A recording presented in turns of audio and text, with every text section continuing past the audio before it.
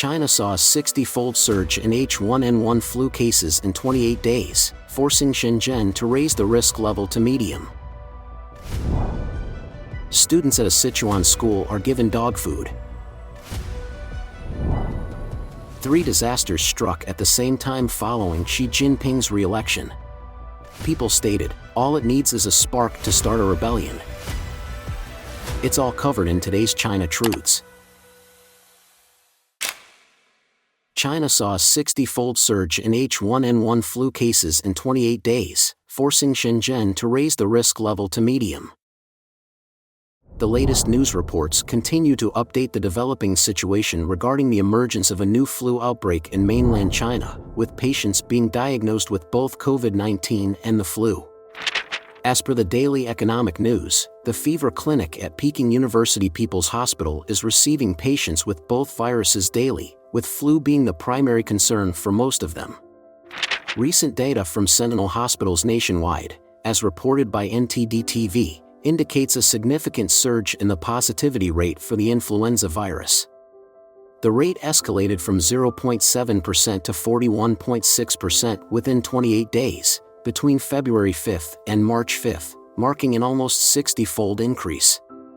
In addition, on March 10, Jiangsu News reported a record-breaking outpatient volume at the affiliated Children's Hospital of Nanjing Medical University's Yifu Hospital.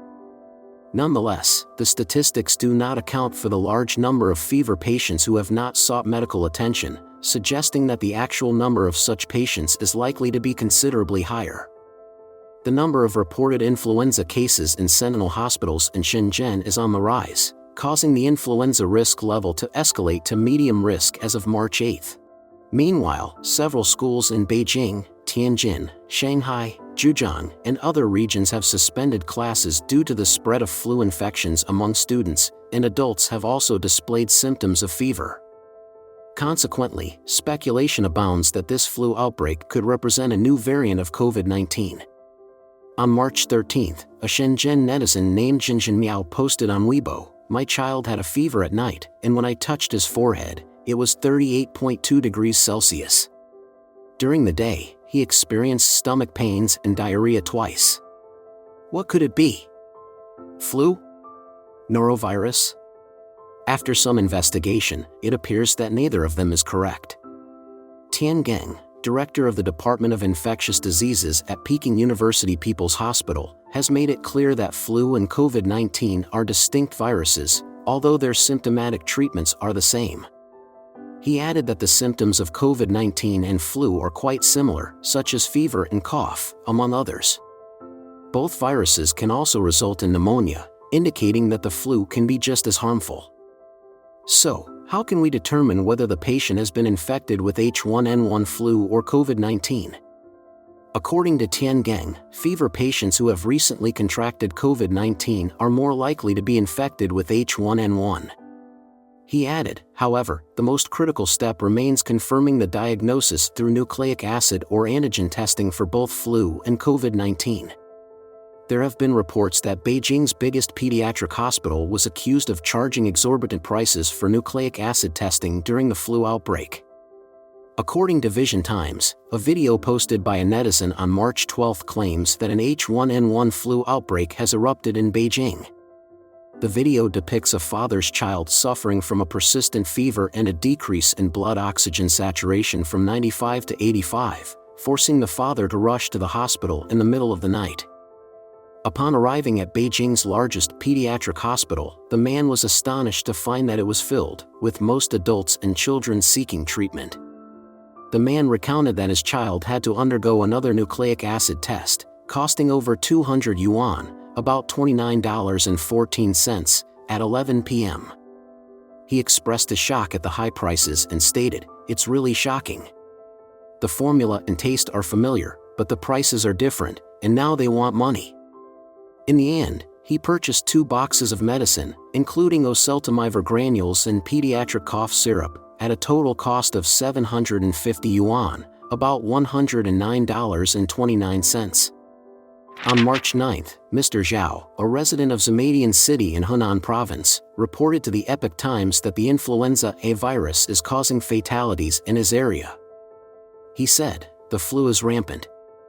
A large number of elderly people died in our local area due to the COVID-19 epidemic around the new year. This time, the influenza A virus has started to kill people in batches, people of all ages. My aunt is 62 years old and passed away at the end of February. We all suspect that they have changed the name from COVID-19.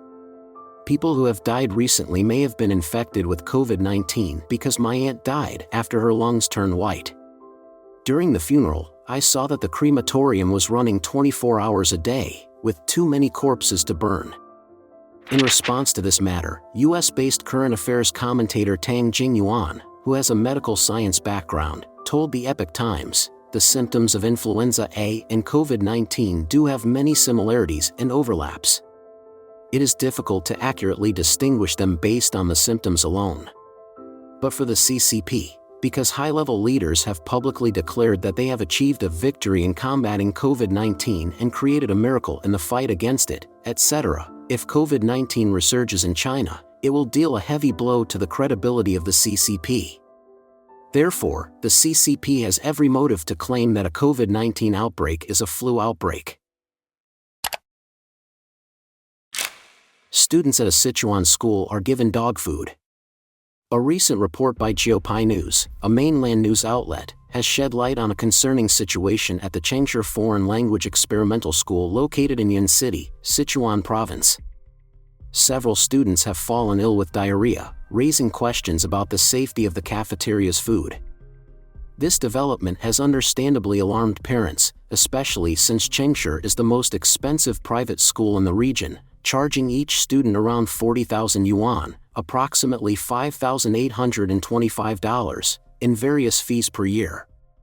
Despite the gravity of the situation, the school has downplayed parents' concerns. Parents who were anxious about the situation visited the school to get some answers. They gathered outside the school gate on March 5 and found themselves face-to-face with a truck transporting food supplies to the cafeteria. Parents promptly stopped the vehicle and conducted an on-site inspection. It was then that they discovered that the potatoes on the truck had been peeled and soaked in a solution that turned them white. Furthermore, the frozen meat had a slight odor, and the chicken frames, which were priced at just over 50 yuan per box on Taobao, weighed over 13 pounds. Concerned parents speculated that the chicken frames were intended for pet consumption and were too cheap for human consumption. Following the parents' concerns regarding the safety of food served to students, the school cafeteria presented an inspection report from its supplier to calm any suspicions. However, eagle-eyed parents noticed a discrepancy in the report for the vegetable ingredients delivered on March 5, which bore the date of March 6. When confronted with this glaring inconsistency, the supplier sought forgiveness and pledged to make amends. However, the school's representative accused the parents of disrupting the normal teaching order and requested evidence to substantiate claims of problems with the cafeteria's food. Furthermore, they argued that the delivery truck in question had yet to enter the school premises, and therefore, it could not serve as evidence of any issues with the food served to students. On March 7, following a thorough investigation, the Yucheng district government confirmed the veracity of the parents' concerns and took action against those responsible. Specifically, a fine of 200,000 yuan was levied against the falsifying testing institution, and 3 related personnel were placed under administrative detention. In response to the revelations, Changsha Foreign Language School swiftly terminated its supply contract with the cafeteria food supplier and made personnel changes, including the dismissal of the logistics manager and elementary school principal. The development sparked heated reactions from netizens, with some expressing frustration at what they perceived as inadequate measures to ensure food safety. Others criticized the decision to conceal the names of the fraudulent testing institution and food supplier, stating that doing so undermines transparency. Some netizens commented that this incident is just the tip of the iceberg and this is what you get for asking people to have 3 children. According to the Vision Times, in a video posted on Twitter on March 11, a self-proclaimed responsible chef, who claimed to have worked for a company for several years, made explosive allegations about the food served in school cafeterias.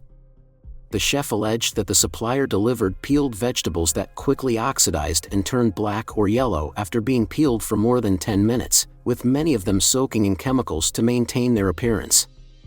The chef further revealed that he had questioned the person who delivered vegetables to their cafeteria about the vegetable soaking solution. In response, the person tossed him 2 packs of cigarettes, claiming they were preservatives. When the chef inquired whether these chemicals were harmful to human health, the supplier refused to provide a direct answer and merely advised him to consume less or choose a different meal. Furthermore, the supplier allegedly stated that all the necessary connections had already been established and that the quality of cafeteria food depended on the conscience of the supplier's boss. The chef expressed grave concern for the well-being of the children who eat this food daily. Netizens commented, "Students are being given low-cost chicken parts intended for pets. The Chinese Communist Party's schools will do whatever it takes to make a profit. It's concerning to see children eating such food. These are only the tip of the iceberg in terms of the CCP's enslavement in China. They are profit-driven, faithless, atheistic, and fearless of karma." 3 disasters struck at the same time following Xi Jinping's re-election. People stated, all it needs is a spark to start a rebellion. On March 10, during the first session of the 14th National People's Congress of the Chinese Communist Party, Xi Jinping was elected with unanimous votes for a 3rd term as the president of the country and chairman of the Central Military Commission, becoming the first leader in the history of the CCP to be re-elected for a 3rd term.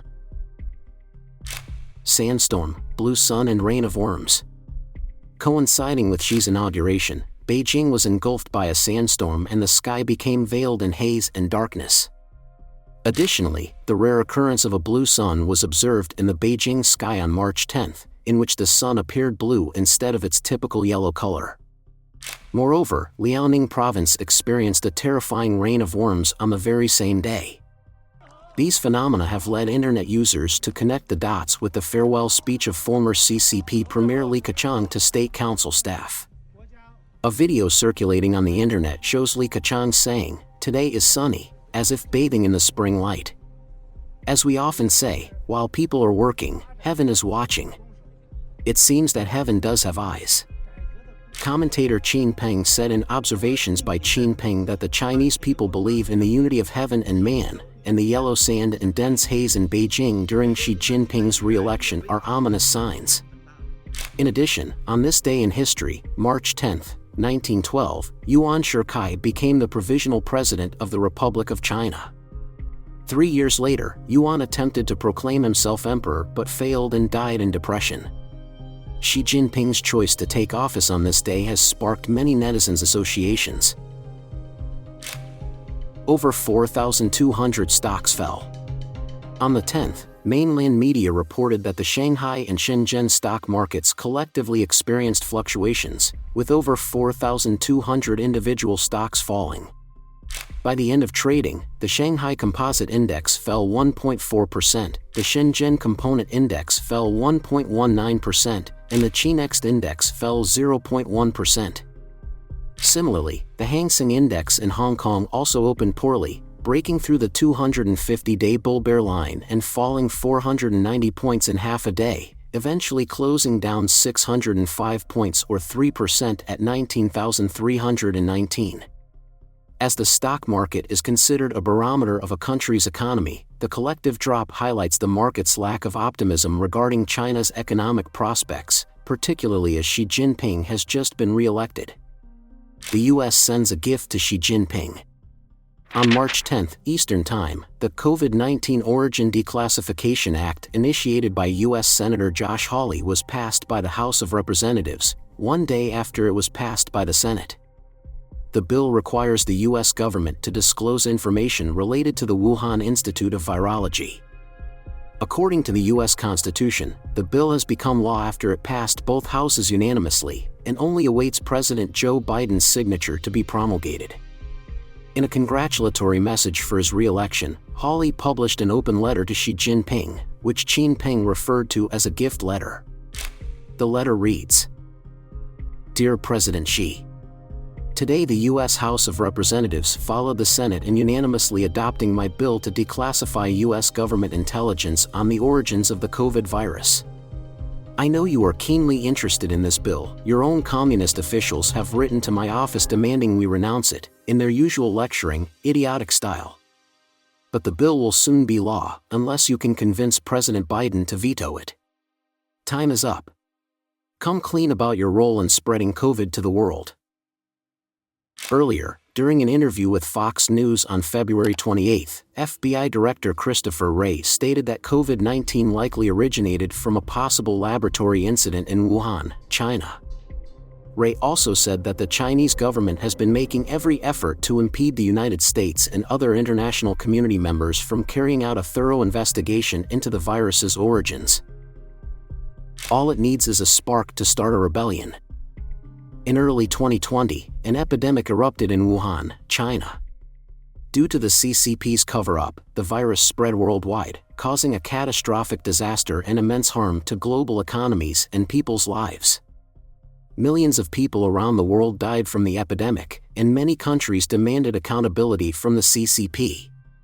The CCP's mandatory 3-year zero-COVID epidemic prevention measures led to public grievances, culminating in the emergence of anti-communist banners in Beijing in October 2022 and the White Paper movement across China in November, demanding the lifting of the epidemic lockdown, as well as demanding the Communist Party step down and Xi Jinping step down.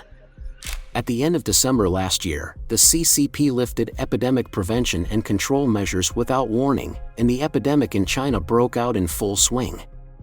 Hospitals and funeral homes were overcrowded, medicines were in short supply, bodies piled up, and even continuous cremation could not keep up.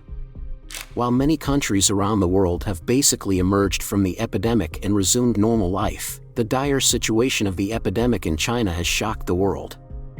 Many Chinese people have witnessed their loved ones die of the disease and are burning with anger towards the CCP authorities.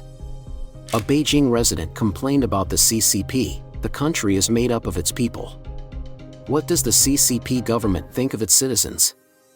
If they want to launch a revolution, the common people are ready, and all it needs is a spark. Please share your thoughts in the comments section below. We will keep reporting on the COVID surge in China, so don't forget to subscribe to our channel and turn on the notification bell to get the latest videos. And thank you for tuning in.